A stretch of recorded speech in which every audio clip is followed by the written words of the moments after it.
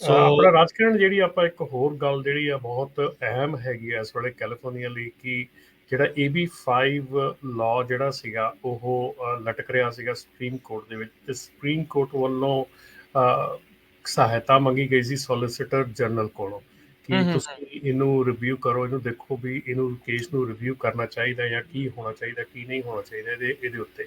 ਸੋ solicitor general ਜਿਹੜਾ ਹੈਗਾ ਉਹਦੇ ਆਫਿਸ ਨੇ ਜਿਹੜੀ ਰਿਪੋਰਟ ਫਾਈਲ ਕੀਤੀ ਹੈ ਉਹਦੇ ਅਕੋਰਡਿੰਗਲੀ ਉਹਨਾਂ ਨੇ ਕਿਹਾ ਕਿ ਕੋਰਟ ਨੂੰ ਇਹ ਕੇਸ ਰਿਵਿਊ ਨਹੀਂ ਕਰਨਾ ਚਾਹੀਦਾ। ਸੋ ਇਹ ਇੱਕ ਬਲੋ ਹੈਗਾ ਆ ਉਸ ਕੰਮ ਦੇ ਲਈ ਜਿਹੜਾ AP5 ਜਿਹੜਾ ਇਸ ਵੇਲੇ ਕੀ ਪਿਆ ਆ ਸੁਪਰੀਮ ਕੋਰਟ ਦੇ ਵਿੱਚ, ਉਹਦੇ ਉੱਤੇ ਇੱਕ ਕਿਸਮ ਦੀ ਮੋਹਰ ਲਾਉਣ ਵਾਲੀ ਗੱਲ ਹੈ ਕਿ ਇਹ ਲਾਗੂ ਕੀਤਾ ਜਾਣਾ ਚਾਹੀਦਾ ਹੈ, ਇਹਨੂੰ ਨਹੀਂ ਰਿਵਿਊ ਕਰਨਾ ਚਾਹੀਦਾ। ਇਹ ਅੱਜ ਦੀ ਖਬਰ ਹੈਗੀ ਆ। ਸੋ ਸੁਪਰੀਮ ਕੋਰਟ ਨੂੰ ਉਹਨਾਂ ਨੇ ਸੋਲਿਸਿਟਰ ਜਨਰਲ ਨੇ ਕਿਹਾ ਹੈਗਾ ਕਿ ਰਿਵਿਊ ਕਰਨ ਦੀ ਲੋੜ ਨਹੀਂ ਹੈਗੀ।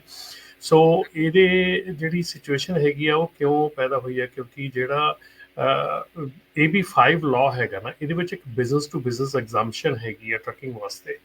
ਸੋ ਜਿਹੜੀ ਬਿਜ਼ਨਸ ਟੂ ਬਿਜ਼ਨਸ ਐਗਜ਼ਾਮਸ਼ਨ ਹੈਗੀ ਆ ਉਹਦਾ ਹਵਾਲਾ ਦਿੰਦੇ ਹੋਏ ਸੋਲਿਸਿਟਰ ਜਨਰਲ ਨੇ ਇਹ ਗੱਲ ਕੀਤੀ ਆ ਕਿ ਇਹ ਜਿਹੜਾ ਇਹਨੂੰ ਮਤਲਬ ਕਿ ਦੇਖਣ ਦੀ ਲੋੜ ਨਹੀਂ ਹੈਗੀ ਕਿਉਂਕਿ ਇਹ ਆਲਰੇਡੀ ਜਿਹੜਾ ਐਗਜ਼ਾਮਸ਼ਨ ਹੈਗੀ ਬਿਜ਼ਨਸ ਟੂ ਬਿਜ਼ਨਸ। ਸੋ ਇਸ ਕਰਕੇ ਇਹ ਵੀ ਜਿਹੜੀ ਸਿਚੁਏਸ਼ਨ ਹੈਗੀ ਆ ਇਹ ਵੀ ਬਣੀ ਹੋਈ ਹੈ ਇਸ ਵੇਲੇ ਕਿ ਇਹ ਜਿਹੜਾ ਜੇ ਇਹਨੂੰ ਸੁਪਰੀਮ ਕੋਰਟ ਸੁਣਨ ਤੋਂ ਨਾ ਕਰ ਦਿੰਦੀ ਆ ਤੇ ਫਿਰ ਇਹ ਆਟੋਮੈਟਿਕਲੀ ਕੁਇਕਲੀ ਜਿਹੜਾ ਆ ਇਹ ਲਾਗੂ ਹੋ ਜਾਏਗਾ। ਸੋ ਉਹ ਵੀ ਸਿਚੁਏਸ਼ਨ ਜਿਹੜੀ ਆ ਉਹ ਕਾਫੀ ਬਣੀ ਹੋਈ ਹੈ ਇਸ ਵੇਲੇ। ਸੋ ਡੈਫੀਨੇਟਲੀ AB5 ਦੇ ਉੱਤੇ ਵੀ ਜਿਹੜੀ ਨਜ਼ਰ ਆ ਉਹ ਰੱਖਣੀ ਪੈ ਇਸ ਵੇਲੇ ਖਾਸ ਰੱਖੀ ਹੋਈ। ਜੀ। ਸੋ ਮਾਫੀ ਚਾਹੁੰਦੇ ਹਾਂ ਸਰੋਤਿਆਂ ਤੋਂ, ਥੋੜੀ ਜਿਹੀ ਟੈਕਨੀਕਲ ਡਿਫਿਕਲਟੀ ਦੇ ਕਰਕੇ ਹਰਜੋਤ ਸਿੰਘ ਜੀ ਦੀ ਆਵਾਜ਼ ਆਪਾਂ ਨੂੰ ਸੁਣਨ ਦੇ ਵਿੱਚ ਮੁਸ਼ਕਲ ਜਿਹੜੀ ਉਹ ਆ ਰਹੀ ਆ, ਤੇ ਆਪਾਂ ਇੱਕ ਛੋਟੀ ਜਿਹੀ ਬ੍ਰੇਕ ਲਵਾਂਗੇ ਤੇ ਬ੍ਰੇਕ ਤੋਂ ਬਾਅਦ ਦੇ ਵਿੱਚ ਫਿਰ ਆਪਾਂ ਤੁਹਾਡੀਆਂ ਕਾਲਸ ਤੇ ਗੱਲਾਂ ਬਾਤਾਂ ਨੂੰ ਇਦਾਂ ਜਾਰੀ ਰੱਖਾਂਗੇ।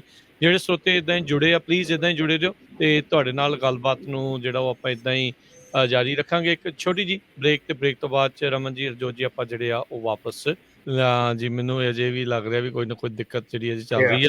ਸੋ ਆਪਣਾ ਰਾਜਕਿਰਨ ਜਿਹੜੀ ਆਪਾਂ ਇੱਕ ਹੋਰ ਗੱਲ ਜਿਹੜੀ ਆ ਬਹੁਤ ਅਹਿਮ ਹੈਗੀ ਆ ਇਸ ਵੇਲੇ ਕੈਲੀਫੋਰਨੀਆ ਲਈ ਕਿ ਜਿਹੜਾ AB5 ਲਾਅ ਜਿਹੜਾ ਸੀਗਾ ਉਹ ਲਟਕ ਰਿਹਾ ਸੀਗਾ ਸੁਪਰੀਮ ਕੋਰਟ ਦੇ ਵਿੱਚ ਤੇ ਸੁਪਰੀਮ ਕੋਰਟ ਵੱਲੋਂ ਸਹਾਇਤਾ ਮੰਗੀ ਗਈ ਸੀ ਸੋਲਿਸਿਟਰ ਜਨਰਲ ਕੋਲੋਂ ਕਿ ਤੁਸੀਂ ਇਹਨੂੰ ਰਿਵਿਊ ਕਰੋ, ਇਹਨੂੰ ਦੇਖੋ ਵੀ ਇਹਨੂੰ ਕੇਸ ਨੂੰ ਰਿਵਿਊ ਕਰਨਾ ਚਾਹੀਦਾ ਜਾਂ ਕੀ ਹੋਣਾ ਚਾਹੀਦਾ ਕੀ ਨਹੀਂ ਹੋਣਾ ਚਾਹੀਦਾ ਇਹਦੇ ਉੱਤੇ।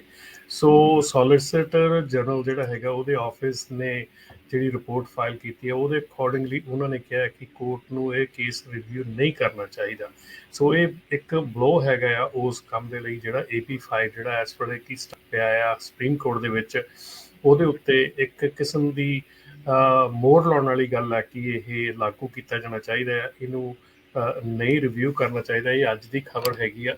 ਸੋ ਸੁਪਰੀਮ ਕੋਰਟ ਨੂੰ ਉਹਨਾਂ ਨੇ ਸੋਲਿਸਿਟਰ ਜਨਰਲ ਨੇ ਕਿਹਾ ਹੈਗਾ ਕਿ ਰਿਵਿਊ ਕਰਨ ਦੀ ਲੋੜ ਨਹੀਂ ਹੈਗੀ। ਸੋ ਇਹਦੇ ਜਿਹੜੀ ਸਿਚੁਏਸ਼ਨ ਹੈਗੀ ਆ ਉਹ ਕਿਉਂ ਪੈਦਾ ਹੋਈ ਹੈ ਕਿਉਂਕਿ ਜਿਹੜਾ AB5 ਲਾਅ ਹੈਗਾ ਨਾ ਇਹਦੇ ਵਿੱਚ ਇੱਕ ਬਿਜ਼ਨਸ ਟੂ ਬਿਜ਼ਨਸ ਐਗਜ਼ਾਮਸ਼ਨ ਹੈਗੀ ਆ ਟਰੱਕਿੰਗ ਵਾਸਤੇ।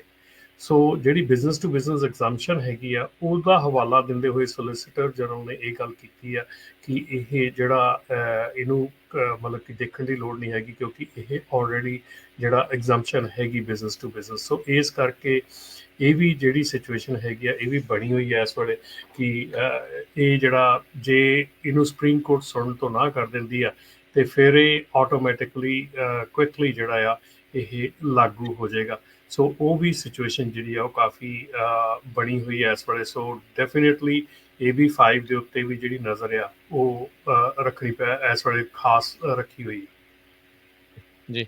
ਸੋ ਮਾਫੀ ਚਾਹੁੰਦੇ ਹਾਂ ਸਰੋਤਿਆਂ ਤੋਂ, ਥੋੜੀ ਜਿਹੀ ਟੈਕਨੀਕਲ ਡਿਫਿਕਲਟੀ ਦੇ ਕਰਕੇ ਹਰਜੋਤ ਸਿੰਘ ਜੀ ਦੀ ਆਵਾਜ਼ ਆਪਾਂ ਨੂੰ ਸੁਣਨ ਦੇ ਵਿੱਚ ਮੁਸ਼ਕਲ ਜਿਹੜੀ ਉਹ ਆ ਰਹੀ ਆ, ਤੇ ਆਪਾਂ ਇੱਕ ਛੋਟੀ ਜਿਹੀ ਬ੍ਰੇਕ ਲਵਾਂਗੇ ਤੇ ਬ੍ਰੇਕ ਤੋਂ ਬਾਅਦ ਦੇ ਵਿੱਚ ਫਿਰ ਆਪਾਂ ਤੁਹਾਡੀਆਂ ਕਾਲਸ ਤੇ ਗੱਲਾਂ ਬਾਤਾਂ ਨੂੰ ਇਦਾਂ ਜਾਰੀ ਰੱਖਾਂਗੇ। ਜਿਹੜੇ ਸਰੋਤੇ ਇਦਾਂ ਹੀ ਜੁੜੇ ਆ ਪਲੀਜ਼ ਇਦਾਂ ਹੀ ਜੁੜੇ ਰਹੋ ਤੇ ਤੁਹਾਡੇ ਨਾਲ ਗੱਲਬਾਤ ਨੂੰ ਜਿਹੜਾ ਉਹ ਆਪਾਂ ਇਦਾਂ ਹੀ ਜਾਰੀ ਰੱਖਾਂਗੇ। ਇੱਕ ਛੋਟੀ ਜਿਹੀ ਬ੍ਰੇਕ ਤੇ ਬ੍ਰੇਕ ਤੋਂ ਬਾਅਦ ਚ ਰਮਨ ਜੀ ਹਰਜੋਤ ਜੀ ਆਪਾਂ ਜਿਹੜੇ ਆ ਉਹ ਵਾਪਸ